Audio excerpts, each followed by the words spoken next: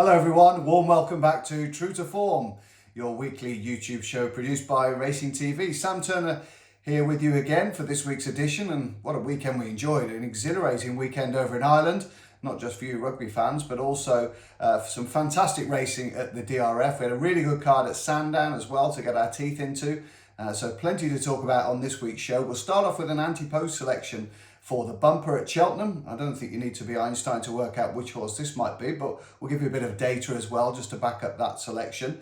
I'll then move on to a quick review of the DRF. I won't try and point out the obvious. I think we can all see that Final Demand's a brute and Kopek de Bordes is an absolute champion in waiting. So hopefully we'll just dig around a little bit and find one or two other bits and pieces of interest there.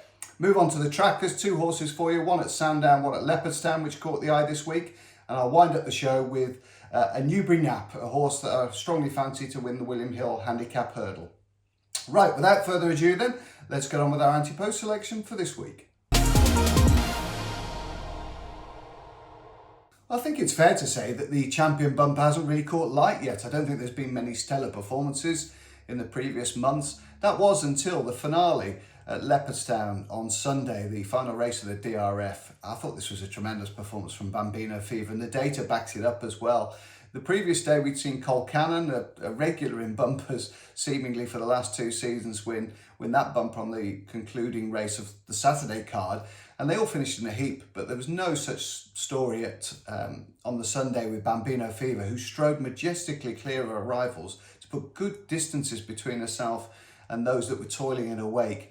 And just the way that she travelled through that race, she was too keen, too exuberant. She did a lot of things wrong, a bit like one or two other William Mullins winners through that weekend's action. Just over-raced, with a little bit revved up and exuberant as she was at Punchestown when she won by 5 lengths. But the fact that she managed to find so much off the bridle was really breathtaking. It was a tremendous performance. She was a second or two quicker on the circuit as well than Kopek de Bordes, which was quite an astonishing stat really. Her overall speed figure was very good. So it's not a case of them crawling in that first circuit and then quickening. There was an element of that, but I still think she did some very honest fractions through the race. And I just love the fact that she's managed to produce that, a little bit like Kopek de Bordes did, after being so keen, so exuberant and over-racing a touch. And I think she's a really, really fine filly, this big, imposing daughter of Jukebox Jury. I think she'll pay to follow. And I think 7-1, non-runner, no bet, is a very enticing proposition come Cheltenham week. So the DRF got off to an explosive start then, with Final Demand destroying his rivals in the Grade 1, the staying race over 2 miles and 6 furlongs. Even if you have question marks about how those in behind ran, you couldn't fail to be very enthusiastic about this performance as he hit the line strong, looking for all the world like an Albert Bartlett candidate. Well, connections have gone the other way. They're going to bring him back in trip for 2.5 mile race, the Turners, of course, where he'll take on the New Lion and Kawambunga and one or two other very promising novices. And who's to say that he couldn't be good enough to win it?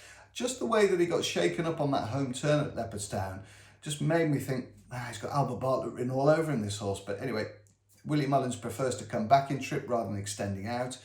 He's a classy individual, this, who devours the ground, long raking stride, and looks for all the world like a 3-mile chaser in the making. So it's just the type of horse you could see jumping fences and going and winning the Gold Cup and taking over once Galopin de Champs has decided it's time to hang up the crown. Later on the card then we saw Majborough dismantle his field in the Arkle. That was a tremendous performance, yet again clocking a fantastic race IQ jump index.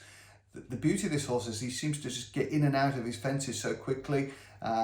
Real natural jumper, looks for each fence and really attacks it, and just the way that he strode clear after the last as well, I think he gives Sergino plenty to worry about come Arkle Day at Cheltenham. Really taking performance from him. That preceded obviously Galopin de Champs enjoying his victory lap and landing his third Irish Gold Cup. Factor File again running a good audition for the Ryanair. I've not been dissuaded from that view that that's going to be his race come Cheltenham. The 2 mile handicap chase was a really interesting affair, won by Paul Nolan's and Pierre Darg, who's in great form at the moment. Went into this off the back of a really impressive performance the time before, and with my mate Mozzie chasing him home in second, that gives a fair bit of solidity to the form. I'm a big My Mate Mozzie fan, to be honest. I think he's run 26 times under rules, under various disciplines, been placed in Galway hurdles, been placed in Irish Cesarovich's and running the Ebor. I thought this was a really good tee-up for those spring festivals. I think the Grand Annual will definitely be on his agenda, the Red Rum Chase at Aintree. And I know that Keith Donoghue came in for a little bit of criticism because people felt that he sat too far out of his ground, but his finishing percentage was about 101%, and his race IQ jump index was 9.3, which was a tremendous effort from him, really. I think that the hurly-burly of the Grand Annual will suit him ideally. Certainly if we get some spring ground, that'll be absolutely ideal, but he's definitely a horse to keep on side for me, and one of the big eye catchers on that first day of the DRF. Well, following a breathtaking and scintillating afternoon on Saturday afternoon, one that really garnered emotions, it was a lot calmer at Leopardstown on Sunday, but that's not to say that people didn't get very enthusiastic about the performance of Ballyburn, who paid a handsome compliment to Sergino, a horse that beat him by 7 lengths at Kempton, and winning very well in the 2 mile 5 novices chase, the Grade 1 affair. He beat Croke Park, who's a very decent yardstick at that level, a horse that probably hasn't got the just reward that he's deserved this year, certainly plaudits wise. And Ballyburn jumped well in the main. He was a bit keen, a bit lit up, and maybe that was after racing over 2 miles at Kempton has just led him that way. But that is almost symptomatic of a number of William Mullins' horses, really.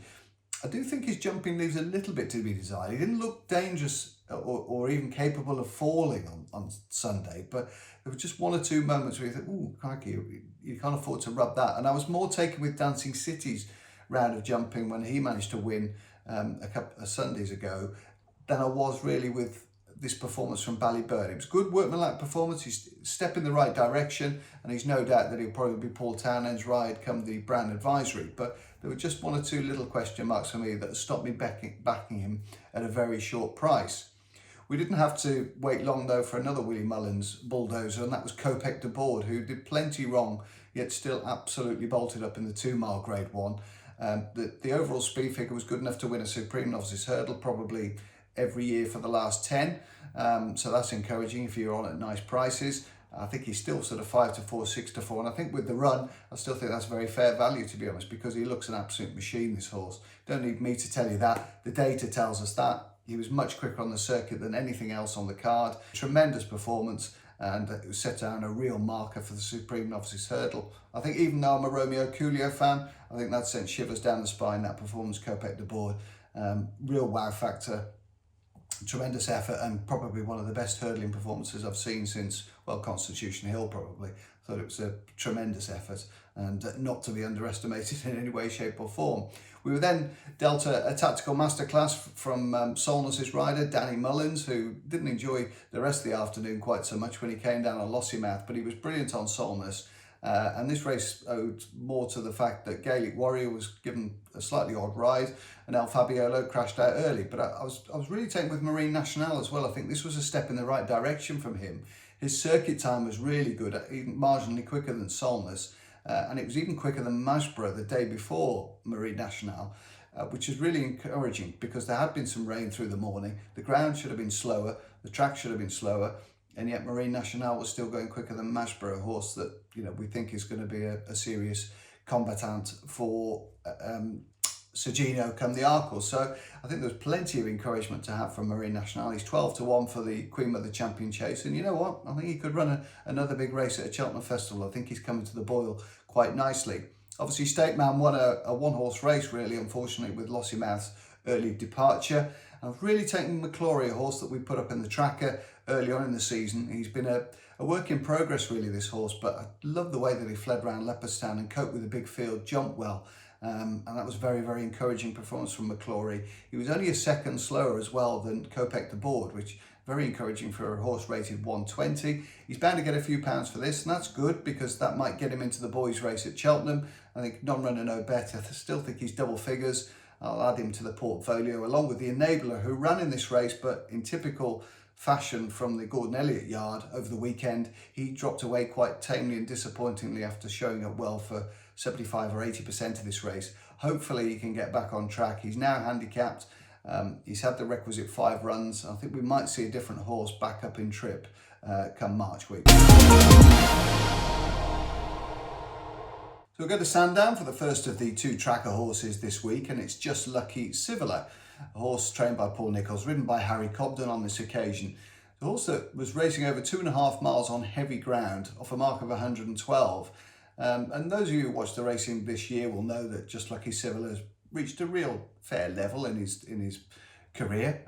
He's not going to find dramatic improvement from anywhere. He didn't look as though he got the 3 miles at Ascot the time before, and he didn't look as though he saw this trip out either, to be honest. But he is capable of winning races, and I certainly think he'll be better handicapped after this.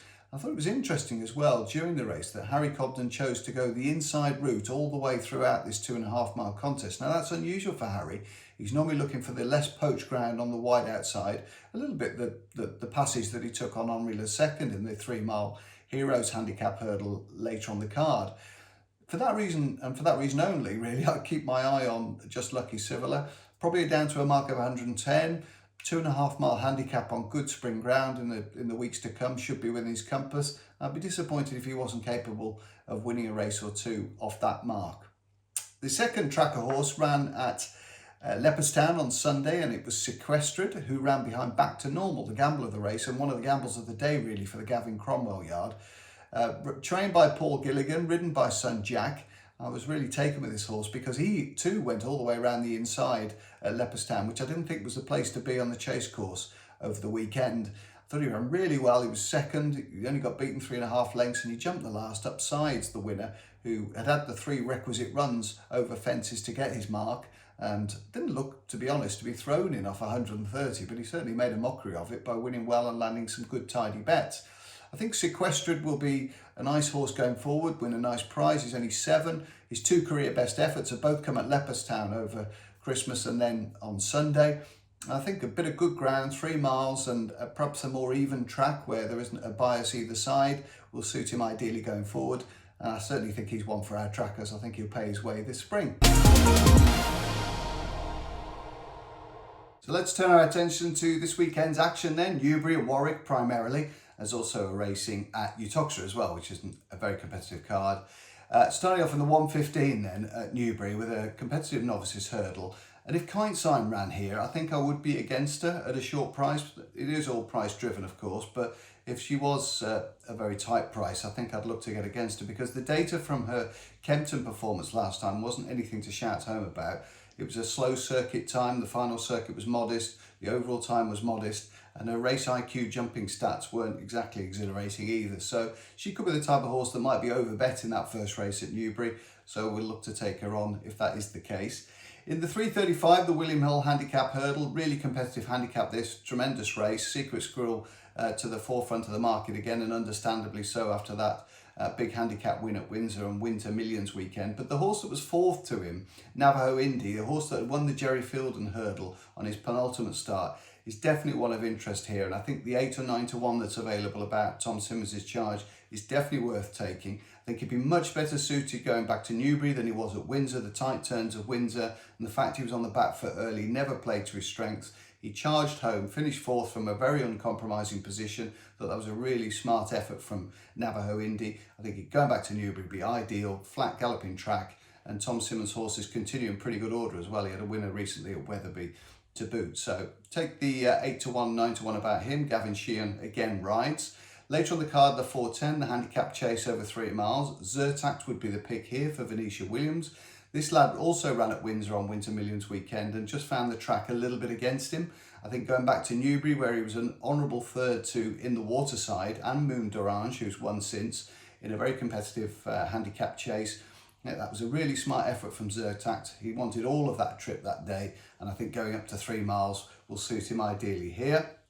A couple of bits of any other business then. 3:23 Uttoxeter, El Graniero, who finished 2nd to Don Hollow in the cheap pieces for the first time last time. He's up £4 for that performance, but that might not stop him running a very prominent race in this 3:23. Then over at Warwick in their 1:30, King William Rufus, who was 6th behind Castlefort at Chepstow last time, went a well-back favourite. I think he can bounce back in this 1:30. It looks a very winnable race.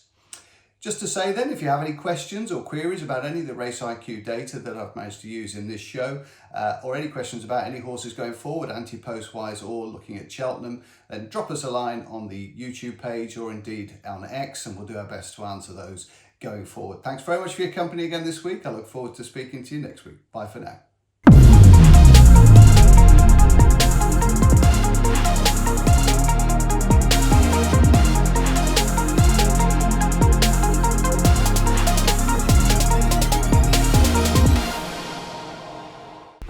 Watch live racing now on racingtv.com.